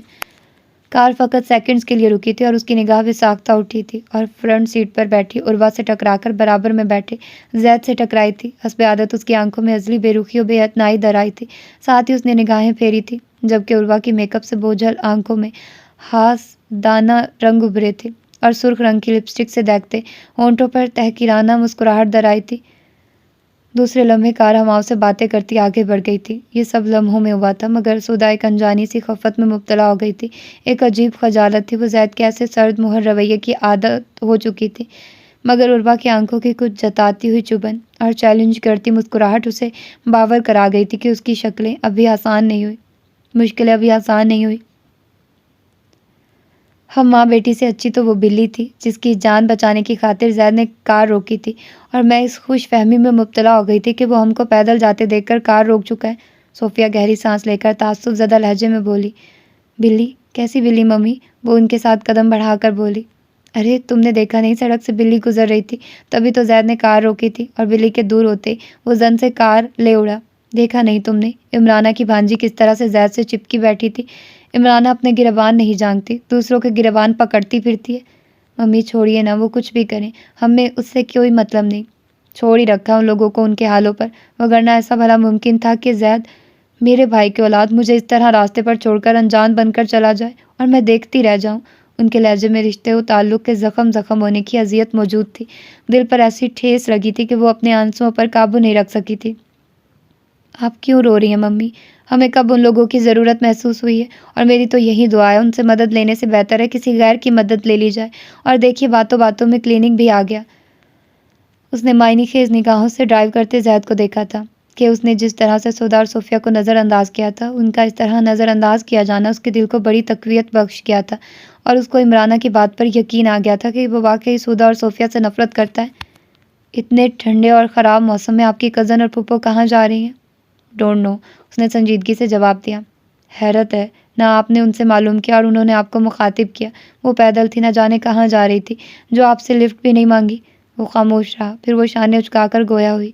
عمرانہ آنٹی ٹھیک ہی کہتی ہیں، سدھا اور اس کی ممی اچھے لوگوں سے نہیں ملتی ہیں، اب بھی کہیں ایسی ویسی جگہ پر ہی جا رہی ہوں گی۔ مجھے معلوم نہیں تھا تم کو ان کی اتنی فکر ہے، معلوم ہوتا تو پوچھ لیتا۔ اس کی آواز سخت طنز میں ڈوبی ہوئی تھی۔ ارے واہ، مجھے کیوں ایسے چیپ لوگوں کی فکر ہونے لگی؟ ان کے متعلق بات کر رہی ہو؟ بہت جستجو ہے۔ جی نہیں، اس نے مسکرا کر بات بدلی۔ میں اپنے اور آپ کے متعلق بات کرنا چاہتی ہوں، لیکن آپ ہیں کہ بزی رہتے ہیں، اپنے لیے نہیں تو میرے لیے ہی ٹائم نکال لیجیے۔ وہ بلو پینٹ کوٹ سوٹ میں میچنگ مفلر گلے میں لپیٹے اکھڑا اکھڑا سا بہت وجیح لگ رہا تھا۔ اس کے ملبوس سے پھوٹتی دل آویز مہک عروہ کو دیوانہ کر رہی تھی۔ نکال تو لیا ہے تمہارے لیے ٹائم، اب تمام حیات تمہارے نام وقت نہیں کر سکتا۔ اس کے منہ سے لفظ پتھروں کی طرح برس رہے تھے۔ عروہ نے اسے غور سے دیکھا۔ شوق جملہ ادا کرنا چاہتی تھی، مگر اسے ازحد سنجیدہ دیکھ کر لب دانتوں میں دبا کر رہ گئی۔ وہ اس کی طرف دیکھے بنا ریش ڈرائیونگ کر رہا تھا۔ موڈ پہلے ہی آف تھا کہ مما نے اپنی قسم دے کر اس کو عروہ کے ساتھ ڈنر پر جانے کے لیے راضی کیا تھا۔ وہ ان کی خاطر جبرن جانے پر مجبور ہوا تھا۔ راستے میں بلی کے اچانک سامنے آنے کے باعث اس کو کار روکنی پڑی تھی، اور اس کی نگاہ سدھا کی نگاہوں سے ٹکرائی تھی، اور اسے محسوس ہوا تھا وہ کسی تکلیف میں مبتلا ہے۔ اس کی آنکھوں کی نمی، چہرے کی حدت اس کے کسی درد کا پتہ دے رہی تھی، اور وہ پتھر بن گیا، انجان بن کر گزر گیا کہ کبھی کبھی خود پر بے رخی کی چادر ڈالنی پڑتی ہے، بڑے درد سے بچنے کے لیے چھوٹے درد کو سہنا پڑتا ہے۔ وہ اس کے لیے شجر ممنوع تھی، ٹھنڈے میٹھے پانی کی بہتی خاموش ندی جس سے سیراب ہونا ناممکن تھا، چمکتے دمکتے ستاروں کا جھرمٹ جس تک رسائی محض خواب تھی۔ ذہنی کشمکش میں وہ شہر کے بہترین ریسٹورانٹ کی پارکنگ میں کار پارک کر چکا تھا۔ اس کے ساتھ چلتا وہ ویٹر کی رہنمائی میں ٹیبل تک آئے تھے۔ مینیو دیکھے بنا اس نے ویٹر کو تمام ڈشز لانے کا آرڈر کر دیا تھا۔ اوہ مائی گاڈ، ہم اتنا سارا کھانا کس طرح کھائیں گے؟ ویٹر کے جاتے وہ حیرانی سے شانے اچکا کر کہنے لگی۔ ہم نہیں، صرف تم کھاؤ گی سارا کھانا، وہ اس کی طرف دیکھ کر کچھ ایسے لہجے میں گویا ہوا کہ عروہ کو اپنے جسم میں عجیب سی سنسنی پھیلتی محسوس ہوئی۔ نوفل کی بات پر عاقفہ نے گھبرا کر انشرا کی جانب دیکھا تھا۔ وہ اس کی بات سن چکی تھی لیکن اس کی طرف دیکھنے سے گریز ہی کیا تھا۔ کیسے ایٹیکیٹس نوفل بھائی؟ وہ ان کے گفٹ اٹھائے اس طرف آتے بابر کو دیکھ کر اس سے استفسار کرنے لگی۔ چلے چھوڑیے، عقل مند کو سمجھانے کی ضرورت نہیں ہوتی اور بے وقوف سمجھتا نہیں۔ خلاف معمول اس کے لبوں پر دھیمی مسکراہٹ تھی۔ یہ لیجیے آپ کے گفٹ، بائی دا وے آپ کا آنا ہی کسی تحفے سے کم نہیں ہے۔ بابر گفٹس ان کی ٹیبل پر رکھتے ہوئے گویا ہوا۔ یہ ایک فارمیلٹی ہے جس کو پورا کرنا اچھا لگتا ہے۔ آؤ انچی، ہم گفٹس دے کر آتے ہیں۔ وہ بابر کے بعد انچی کا ہاتھ پکڑ کر کھڑی ہوئی۔ وہ خود یہاں سے جانا چاہتی تھی سو فوراً ہی اٹھ گئی کیونکہ بابر ان کو اپنی فیملی سے متعارف کروا چکا تھا، سو وہ دونوں تنہا ہی چلی گئی تھی۔ تم انچی کے ساتھ زیادتی کر رہے ہو۔ اگر وہ تمہارے کسی احسان کے باعث خاموش ہے تو تم اسے ٹیز مت کرو۔ میں اس کو ٹیز کیوں کروں گا؟ بلکہ میں اس کو کہنا چاہ رہا تھا وہ عاقفہ جیسی ڈیسنٹ لڑکی کے ساتھ سوٹ نہیں کرتی، مگر پھر میں نے کہنا مناسب نہیں سمجھا اور بات بدل دی۔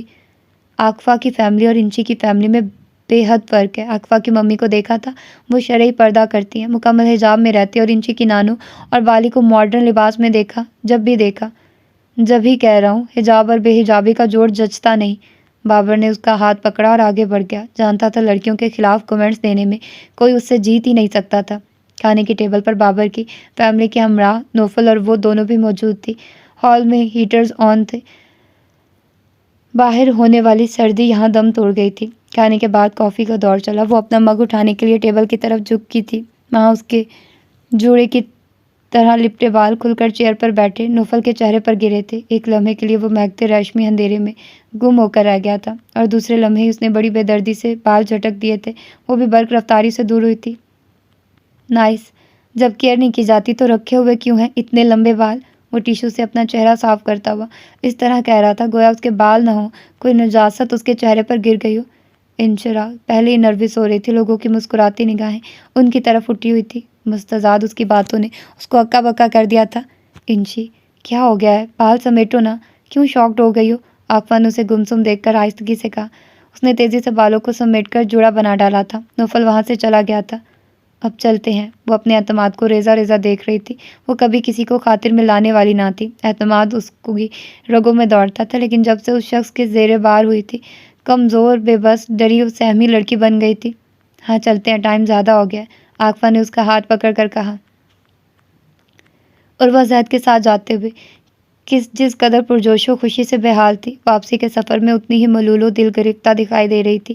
زید ماں کے حکم پر اس کے ہمراہ آ گیا تھا، مگر ساتھ لگا کر اس کا کسی طور بھی ساتھ دینے کو تیار نہ تھا۔ ٹیبل انواع و اقسام کے کھانوں سے بھری ہوئی تھی اور وہ کھانے سے انکار کر کے مزے سے موبائل فون میں مصروف ہو گیا تھا۔ آپ کچھ بھی نہیں کھا رہے ہیں، میں یہ سب کس طرح کھاؤں گی؟ وہ جو کچھ دیر تک اس کی باتوں کو مذاق سمجھ رہی تھی، اس کو سنجیدہ دیکھ کر پریشانی سے گویا ہوئی۔ جس طرح بھی کھانا چاہو، اس نے نگاہیں اٹھائے بنا کہا۔ یہ آپ مجھے لانے کی سزا دے رہے ہیں؟ اگر لانا نہیں چاہتے تھے تو گھر پر ہی منع کر دیتے، یہاں لا کر اس طرح انسلٹ تو نہ کرتے میری۔ تمہارا شمار ان لوگوں میں ہوتا ہے جس کو پریکٹیکلی سمجھانا پڑتا ہے۔ پلیز، میں معذرت کر رہی ہوں، آپ میرے ساتھ تو ڈنر کریں۔ عروہ کا مارے احان کے برا حال تھا۔ اس کی نگاہیں ارد گرد بیٹھے لوگوں پر تھی۔ وہاں ڈنر کرتے زیادہ تر تعداد کپلز کی تھی، جو ڈنر کرنے کے ساتھ ایک دوسرے میں گم تھے۔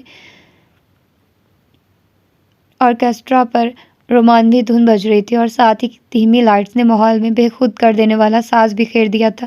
ایک وہیں اس سنگ دل شخص سے دل زخمی کر بیٹھی تھی، جس پر نہ ماحول کی جادوگری اثر کرتی تھی، نہ کوئی ساز ہی دل کے تاروں کو چھیڑتا تھا۔ اس کے جھڑکنے پر اس نے چند چمچ چائنیز رائس اور سوپ زہر مار کیا تھا، پھر بھری ٹیبل چھوڑ کر اس کے سنگ چلی آئی تھی۔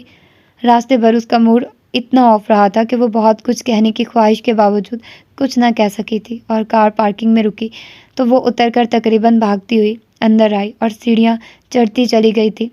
بیٹا، یہ عروہ بی بی کیوں بھاگتی ہوئی اوپر گئی ہیں؟ خیریت تو ہے نا؟ بوا جو ٹرالی لے کر جا رہی تھی اندر آتے زید کو دیکھ کر استفسار کرنے لگی۔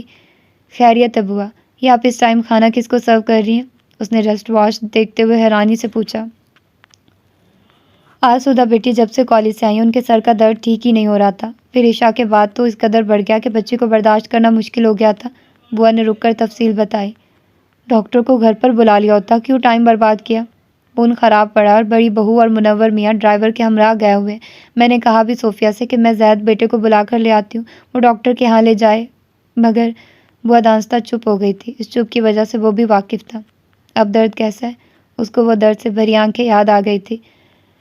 اب تو اللہ کے فضل سے بالکل ٹھیک ہے، دوا کھا کر سو گئی تھی، ابھی میں نے زبردستی اٹھایا تاکہ کچھ کھا لے۔ بھوک مجھے بھی بہت لگی، آپ کھانا لگائیے، میں چینج کر کے آتا ہوں۔ جی آپ آ جائیے، میں کھانا لگاتی ہوں، بوا نے شفقت سے کہا۔ عروہ نے اندر آتے ہی ہاتھ میں پکڑا پرس ایک طرف اچھالا، سینڈل ادھر ادھر اچھالے اور تب سے عمرانہ کے بیڈ پر بیٹھ کر رونا شروع کر دیا۔ عمرانہ اس کو زید کے ساتھ جاتے دیکھ کر خوش فہمی کا شکار ہو گئی تھی کہ زید عروہ کے حسن کا شکار ہو گیا اور ان چند گھنٹوں میں ان کے حوالے سے وہ کہیں سبز باغ خیالوں میں دیکھ چکی تھی۔ عروہ میری جان، کیا ہوا؟ آپ تو زید کے ساتھ بڑی خوش خوش گئی تھی۔ انہوں نے آگے بڑھ کر اسے سینے سے لگاتے ہوئے پریشانی سے پوچھا۔ زید، گو ٹو ہیل، وہ میرا مذاق بنانے لے کر گیا تھا۔ ہوا کیا ہے پہلے یہ تو بتائیے، اپیا کو کیوں پریشان کرنا چاہ رہی ہو؟ وہ اس کو فون کی طرف بڑھتے دیکھ کر ہاتھ پکڑ کر گویا ہوئی۔ آپ مانی نہ مانی، مگر مجھے یقین ہو گیا وہ میرا نہیں بن سکتا، وہ کبھی بھی مجھ سے محبت نہیں کرے گا، اس کے دل میں کوئی اور ہے۔ وہ اپنے بالوں کو مٹھیوں میں جکڑ کر ضیانی انداز میں کہہ رہی تھی۔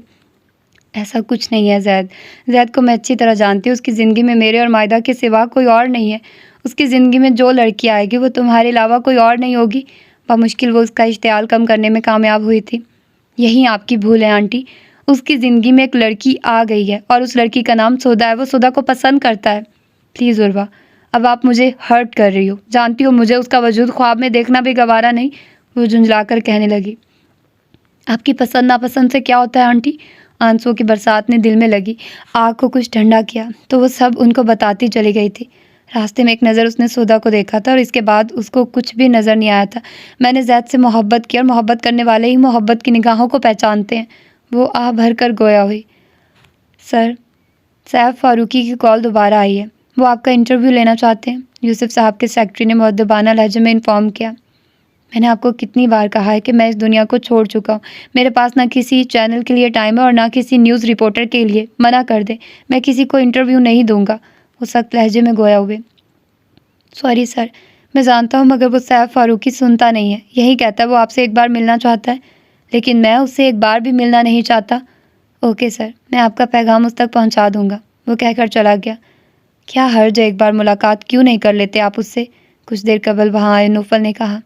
آپ ان لوگوں کی نیچر سے واقف نہیں، یہ بھیڑوں کا وہ چھتا ہے جس پر ایک بار غلطی سے بھی ہاتھ لگ جائے تو جان بچانا مشکل ہوتی ہے۔ پھر یہ کوئی نیا کرائم رپورٹر ہے جو بلا وجہ فری ہونے کی صحیح کر رہا ہے۔ وہ اس کی طرف دیکھتے ہوئے مسکرا کر گویا ہوئے۔ جی، یہ آپ بالکل درست فرما رہے ہیں، کچھ لوگ راتوں رات پاپولر ہونے کے لیے ایسے ہی تعلقات بڑھانا چاہتے ہیں۔ کریکٹ مائی سن، یہ نہیں پوچھیں گے یہاں بلانے کا آپ کو مقصد کیا ہے؟ وہ ایزی انداز میں بیٹھتے ہوئے سنجیدہ لہجے میں گویا ہوئے۔ آپ جب چاہیں جہاں چاہیں مجھے بلا سکتے ہیں، آفٹر آل آپ میرے بڑے پاپا ہیں۔ اس کے لہجے میں محبت بھری تابع داری تھی۔ اللہ آپ کو ہماری عمر بھی لگا دے، آپ کی اسی محبت و فرما برداری نے کبھی بھی ہمیں بے اولاد ہونے کا دکھ ہونے نہیں دیا۔ ہم تو سوچتے ہیں اگر ہماری اپنی اولاد بھی ہوتی تو آپ جیسی بالکل نہیں ہوتی۔ محبت ہی محبت کو مستحکم کرتی ہے۔ وہ دھیمے سے مسکرایا۔ گڈ، یہ آپ کی پراپرٹی ڈاکومنٹس ہیں، میں چاہتا ہوں آپ یہ ساتھ لے جائیے اور اپنے روم میں اس کی اسٹڈی کریں۔ یہ اکرما کی پراپرٹی ہے، اس میں اکرما کی ڈیتھ سے لے کر آج تک کا حساب موجود ہے۔ میں ان پراپرٹی پیپرز کو اسٹڈی کر کے کیا کروں گا، یہ آپ اپنے پاس ہی رکھیے، مجھے ان چیزوں سے کوئی دلچسپی نہیں۔ اس نے سامنے رکھی فائل ان کے آگے رکھتے ہوئے کہا۔ زر زمین بہت بڑا فتنہ ہے بیٹے، اس فتنے کو پھیلنے سے پہلے ہی گرفت میں کر لینا دانش مندی ہے۔ کچھ عرصے بعد آپ کا MBA کمپلیٹ ہو جائے گا، پھر یہ تمام بزنس اور پراپرٹی آپ کو ہی سنبھالنی ہے۔ میں چاہتا ہوں آپ ابھی سے ان معاملات کو ہینڈل کرنا سیکھیے۔ یہ میری خواہش ہے کہ میں آپ کا سہارا بنوں، لیکن یہ نہیں کہ میں پراپرٹی کی خاطر آپ کے مقابل آ جاؤں۔ میری پراپرٹی آپ اور ماما ہیں بس۔ میں آپ کے جذبات کی قدر کرتا ہوں بیٹا، آپ کی محبت سے بھی آگاہ ہوں، لیکن اب میں چاہتا ہوں آپ اپنی ذمہ داریوں کو سمجھنے کی صحیح کریں۔ آپ کیوں چاہتے ہیں میں ابھی سے 2 اور 2 4 کے چکر میں لگ جاؤں؟ وہ دلکشی سے مسکرایا۔ وہ بھی ہنس پڑے تھے۔ ٹھیک ہے، آپ ہر بار چکنی مچھلی کی طرح ہاتھوں سے پھسل جاتے ہیں، لیکن جس دن جال میں پھنس گئے پھر نکل نہیں پائیں گے، یاد رکھیے گا۔ ابھی تک ایسا کوئی جال نہیں بنا پاپا۔ امید پر دنیا قائم ہے برخوردار۔ آپ کی امید کچھ زیادہ ہی میرے خلاف ہے پاپا۔ اس کے برجستہ کہنے پر وہ بے ساختہ کہکا لگا بیٹھے۔ نو نیور مائی سن، میں آپ کے خلاف کبھی جا نہیں سکتا، میری تمام آرزوؤں کا محور آپ ہی ہیں اور زرکا کی تو جان آپ میں ہے۔ جی بالکل، ماما کے بغیر جینے کا تصور میں کر ہی نہیں سکتا، اور مجھے آپ سے ایک شکایت ہے۔ اس کے لہجے میں سنجیدگی در آئی۔ شکایت؟ اور آپ کو کیا ہوا ہے؟ وہ چونکے۔ آپ ماما کے ساتھ کبھی ٹور پر نہیں گئے؟ وہ سخت شکوہ کناں تھا۔ اس میں میرا کوئی قصور نہیں، میں ہر ٹور پر جانے سے قبل زرکا کو ہی آفر کرتا ہوں، لیکن وہ کبھی راضی نہیں ہوتی۔ اوکے، میں خود ماما کو راضی کروں گا، اس نے ریسٹ واچ دیکھتے ہوئے کہا۔ انشرا کی شوخی و شرارتیں ختم ہو کر رہ گئی تھی، اس پر ایک عجیب سا جمود طاری تھا، اور کل بابر کے ہاں سے واپسی پر وہ چپ ہو کر رہ گئی تھی۔ نوفل کی شخصیت اس کو خود پر چاہتی ہوئی محسوس ہو رہی تھی۔ وہ اس کے زیر بار کیا ہوئی؟ وہ پوری طرح کسی آسیب کی مانند اس پر حاوی ہو چکا تھا۔ وہ اس کے سامنے لاجواب ہو جاتی تھی۔ یہ جو کچھ بھی تھا اس کو بری طرح سے بے سکون و بے کل کیے ہوئے تھا۔ اس کو ہارنے کی عادت نہیں تھی، کسی کے دباؤ میں نہیں آتی تھی، اور اب آئی تھی تو ایک ایسے شخص کے سامنے جو بہت اکڑف و مغرور تھا۔